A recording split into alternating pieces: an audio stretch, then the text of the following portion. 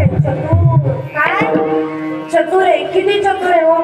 चतुरा कुणाला आवडण्याची मुकुट सगळं म्हणे. धन्य तुमची देवाला चतुरांचं शिरोमणी म्हटलं. शिरोमणी एवढा चतुर आहे आणि त्याच्या चतुराई आपली काही कामाची आहे का? चतुराई त्याच्या चतुराई पुढं, त्या देवाच्या चतुराई पुढं आपली चतुराई कामाची आहे का? काहीच कामाची नाही हो, काहीच नाही. आता काय काय लोकांना जी फाटलेली नोट आहे ना, फाटलेली ती दानपेटी. काय दानपेटी? एक सांगू का, नारदाच्या गादीवर उभे, खोटा नाही बोलला. ज्यांनी ज्यांनी दानपेटीमध्ये फाटकी नोट टाकली का नाही त्यांचं आयुष्य फाटल्याशिवाय राहणार नाही. आणि त्याला वाटतंय काय देव कुठे काय बघतो, काय काय नाही तर बघत नाही, काय नाही टाकायची का देवाचं सोडा हो. आम्हाला सुद्धा तसंच असतं.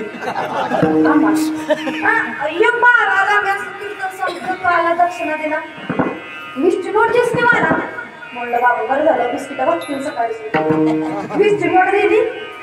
गाडीमध्ये गेल्यानंतर अशी नोट बघली काढून. अर्धी होती 10ची, अर्धी आता कितीची म्हणायची त्याला? अहो आम्हाला एवढं पळवतात देवाला सुद्धा. आपण चतुर करतोय का नाही, त्याच्या चतुराई पुढे तो भगवंत आहे. आपली चतुराई काहीच कामाची नाही. एक छोटंसं दृष्टांत, प्रपंचातला नाही महाभारतातला दृष्टांत ऐका.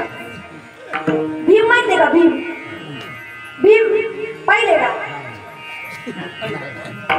बलवंत शरीर बघायचंय का भीम?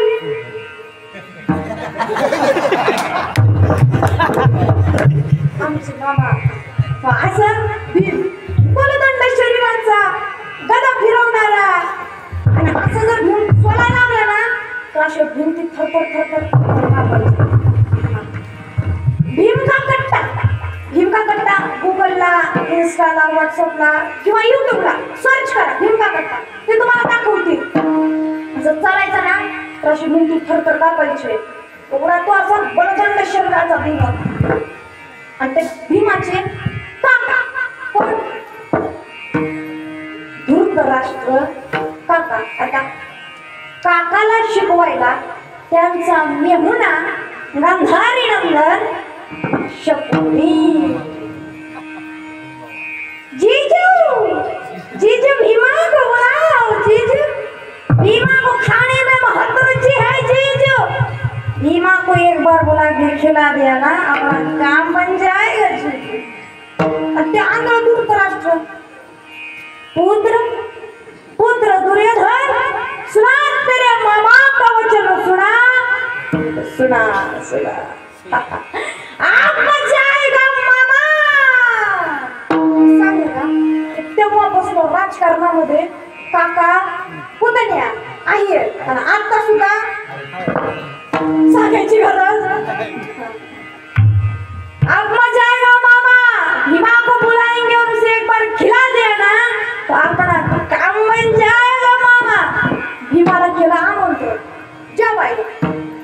जसं बोलवलं गडी निघालाच, कारण खाण्याचा शौकीन आवडणार त्याला. मग निघाला असं धाड पाया अगदीच निघाला, असं दाराच्या बाहेर पाऊल टाकणार. तितक्यामध्ये भगवंत येतात, कृष्ण परमात्मा म्हणतात भीमा कुठे चाललास?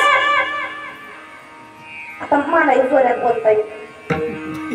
वाघ जरी लहान असला तरी डरकाळी पडल्याशिवाय राहणार. पण वाटून काय तेवढंच मिळणार आहे म्हटलं बरी नाही हो. वेगळा विचार करा, प्रेमाची माणसं आपली तेवढंच मिळणार आहे म्हणून कशाला तेवढं. कुठे चाललास?